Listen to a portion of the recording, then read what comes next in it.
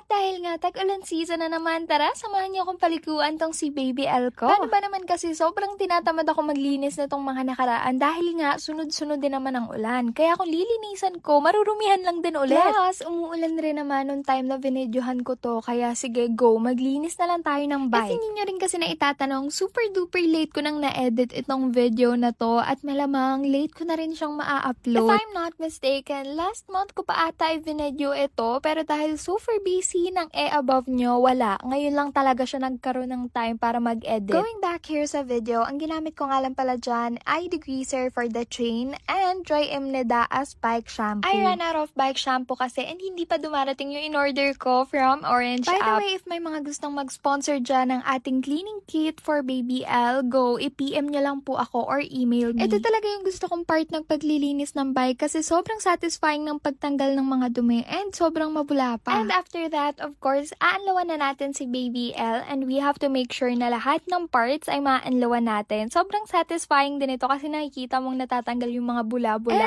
And just like that, we are done! Tada!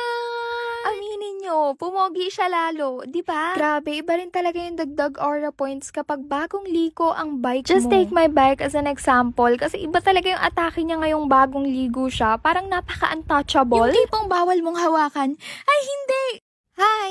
Today is my rest day and wala akong lakad. Kaya naman naisipan ko ng linisan tong bike ko. Tanghali na rin akong nagising dahil sinulit ko ang tulog ko and napuyat ako kagabi. Super dami kasing paperworks and video promotions. Upon checking my bike, napansin ko na medyo malinis naman pala siya. Kaya naman ang gagamitin natin for this video ay degreaser lang and ang very underrated na detailing matte coat. Syempre, yes, of course, both products are from Gara's Bike Shop. This is the with and without detailing matte coat and as you can see, pakintab niya talaga. After ko mapunasan itong rim set ko, ay nag-proceed na rin ako sa aking frame set. Ayoko na kasing i-gatekeep sa inyo kung anong ginagamit ko kapag medyo tinatamad akong maglinis o kapag medyo malinis yung bike ko. Bukod kasi sa matte finish effect ng product na to, ay natatanggal niya rin ang mga dumi sa bike na parang wala lang. Effortless, ganun. No doubt na 1 million out of 10 sa akin tong product na to. Since day 1, isa na talaga siya sa mga favorite ko. Kaya naman kung ako sa inyo, try it for yourself and check out nyo na yan. After ko magpunas ng buong bike, ay bumalik na ako sa paglilinis ng drivetrain. And then, tada!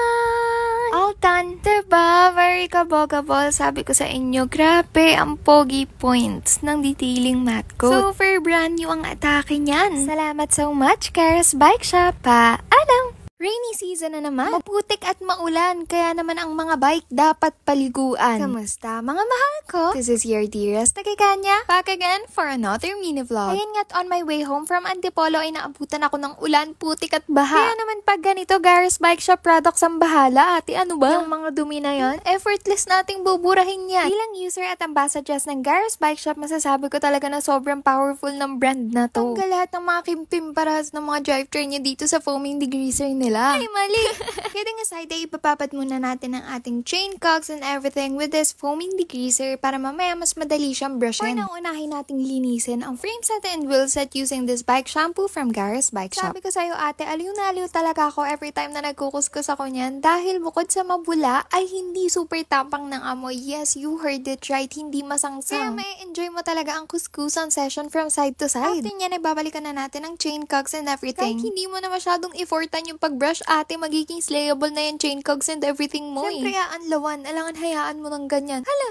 Okay din, na-check tayo para mas maniwala kayo. Kabisado ko na kayo malala mga trust issues nyo. Ayan na, pag di pa kayo naniwala, magtatampo na ako. Ang arte. After nyo nga pala paliguan, patuluin nyo muna bago lagyan ng chain lube. Then, tada! Brand new pa sa brand new. Sobrang slayable. Ako ate, kung di ka pa bibili, ewan ko na lang sa'yo.